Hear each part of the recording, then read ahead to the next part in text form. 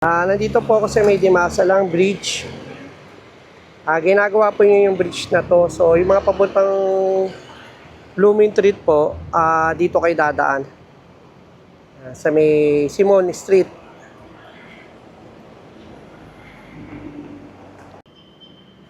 Ginagawa po kasi yung Dimasalang.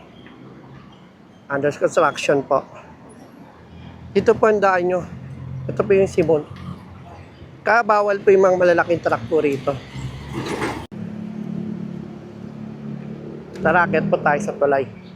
Dito po kayo pwedeng dumaan. Bawal po yung mga malalaking truck dyan. Yan pa Simon. Yan, tinan po natin yung tulay ng Dimasalang. Ginagawa po kasi ngayon yan eh. Ito po yung way ng papunta ng Blooming Street.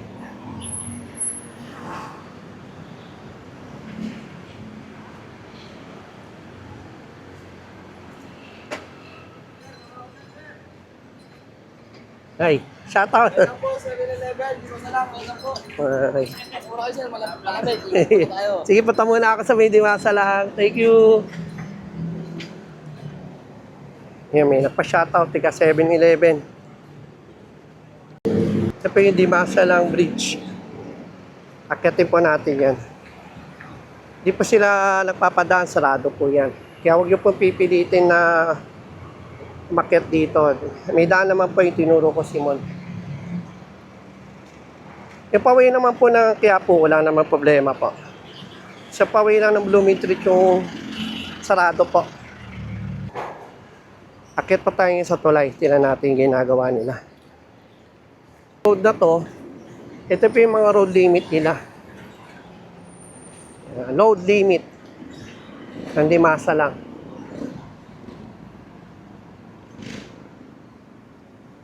Yan, malapit na po tayo. Ito ang bridge nila.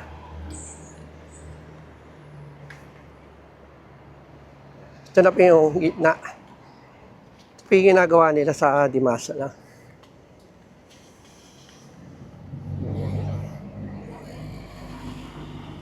Ito yung ginagawa nila sa Dimasalang.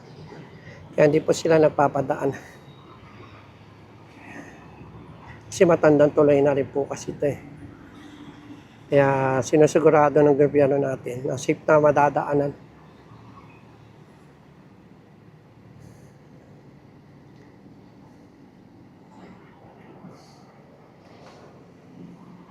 Kaya po hindi sila nagpapadaan.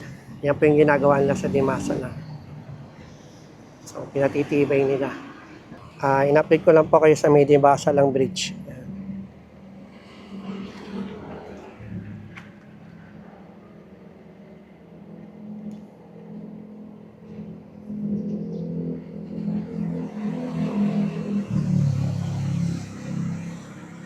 Ano po ako sa Dimasalang. Pakita ko po sa inyo makikita niya sa may Dimasalang.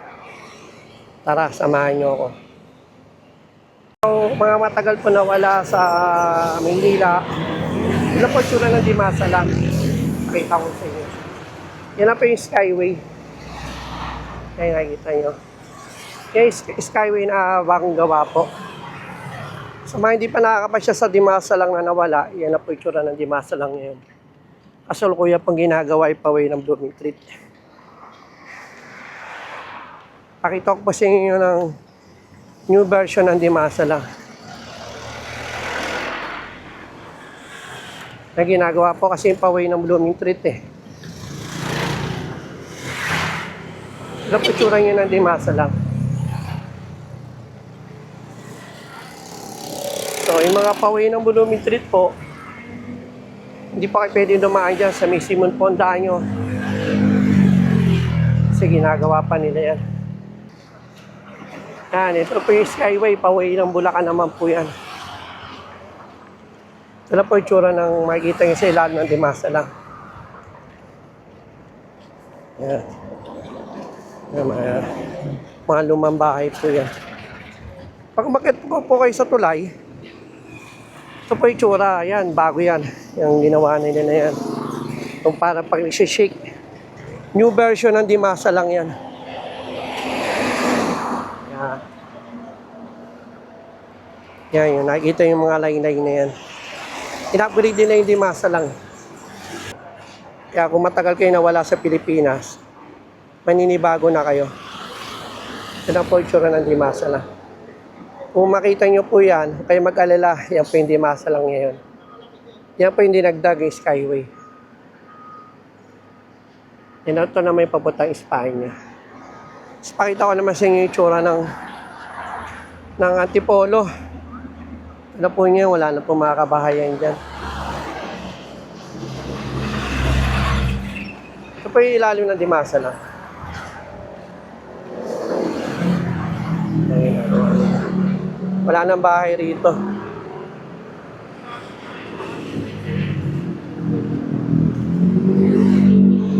Yan po yung project nila na ipinaat po, tinanggal na rin. Ito po yung bagong version ng mga nagiging train ng pinaat.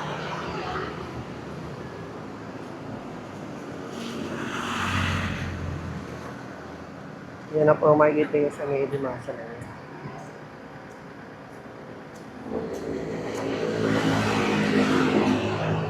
Ay, ito na makikita mo sa ibabaw. Dati langit. Yan, ito na. Kaya may makikita ka pa rin mga langit. Ito lang yung makikita nyo. Parang naging gubat na po ulit yung Antipolo. Bumalik po tayo sa sinaunang Antipolo.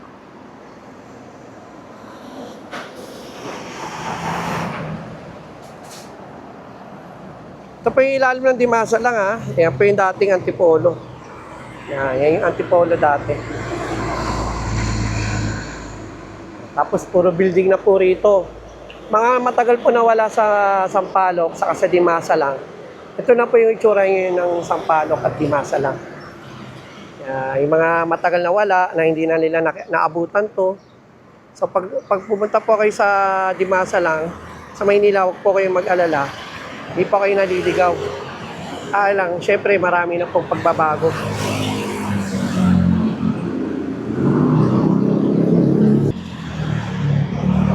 Yun, may lumang bahay pa. Yung mga natira pa naman konting bahay rin sa Merco.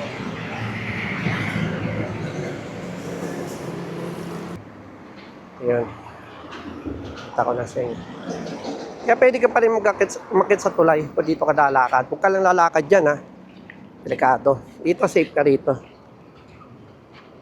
Pupa ng bulak oh. Yan lang ulit nakakita ng puno ng bulak.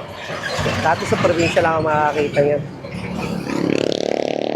Puno ng bulak yan.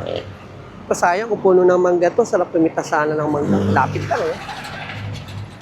Ngayon, pwede ko kayo mag-jogging dito kasi may daanan naman para sa, ayan, yung nilalakada ni tatay yan.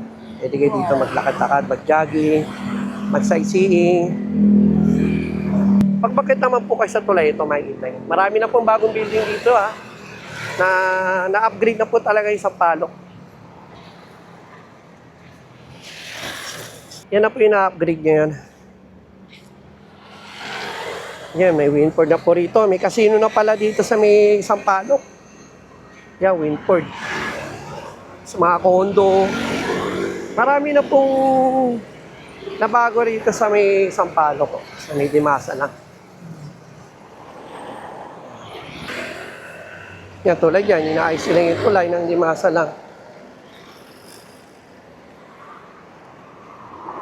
Tama naman po yan. Ayusin nila yung tulay. Yung alam po, siyempre, kung titiis mo na yung mga bumabiyahe, kasi sa kaligtasan din po natin lahat yan.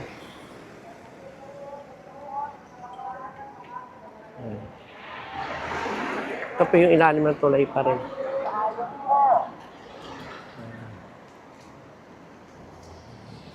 Mga matagal na hindi nakakapasyal sa Dimasa lang. Yan. Ayan na po yung tsura ng Dimasa lang po niyan. Yan, marami na rin po nag-ibang bahay rito sa kabila po yan sa may papuntang Algeciras. Kaya yung mga iba na matagal na hindi na nakita itong lugar na to, pag nadaan kayo rito, maninibago na kayo kasi malaki na po yung pinagbago ng lugar na to. Lalo kung tikada na ho kayo na wala rito, marami na kayong makikita ng lugar na wala na nang naabutan yun noon pa. Yan, ginigiba. Dati paupahan yan. Karamihan, ginagawa na nilang mga mini condo, townhouses. Yan, mga bago na. Kaya na po yung ginagawa niya dito. Wala na po yung mga dating nakatira rito, mga antigo po kung tawagin natin. Iina lang po yung makikita yung mga lumang bahay rito. Ayan. Yan yung mga kasama sa history. Yung bahay na yan.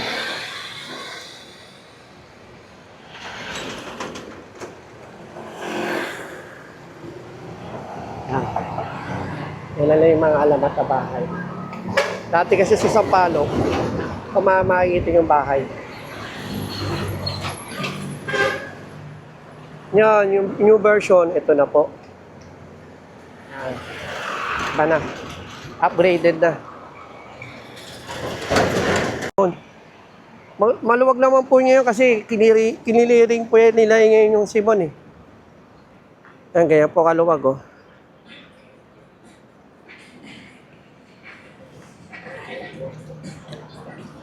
Mga ganyan truck lang po yung pwede. Kahit vehicle truck lang po. Hindi po pwede kahit bus. Kasi tatamahin yung mga wiring na yan. Aabutin nyo po talaga yan. Kasi mababa lang eh.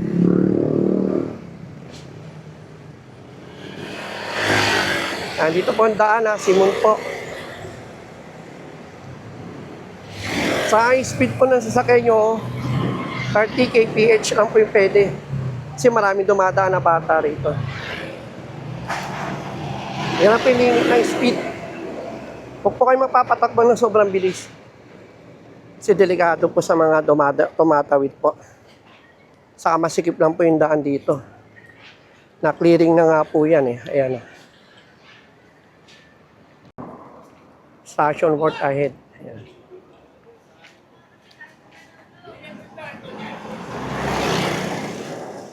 Kaya huwag po kayo lalakpas sa 30 kp na speed dito ha. Nakikita niyo po maraming dumadaan dito.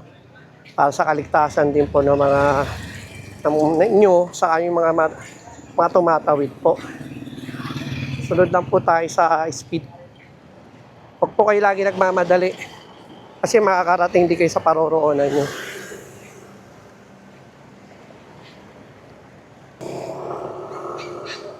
Ito po yung dating resistant train na PNA dito dumadaan. Pakita ko na rin po sa inyo. Ito na po yung tsura yun.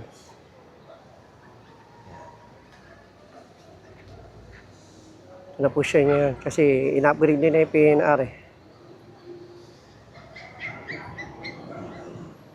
Ito na po yung release ngayon.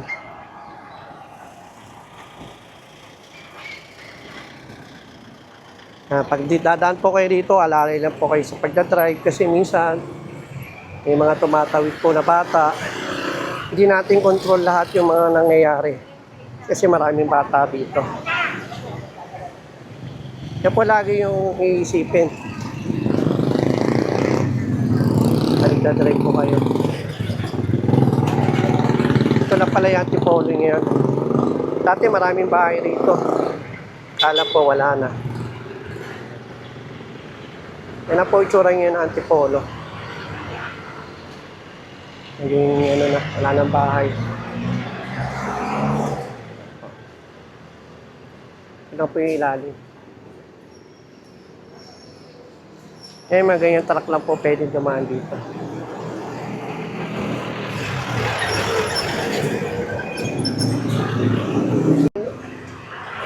One way lang po rito ha, hindi po kayo pwede sumalubong. May iba po kayong dadaanan. Kasi nga po, pag sumalubong ka dyan, hindi ka makakaano kasi maraming dumadaan sa sakyan dito.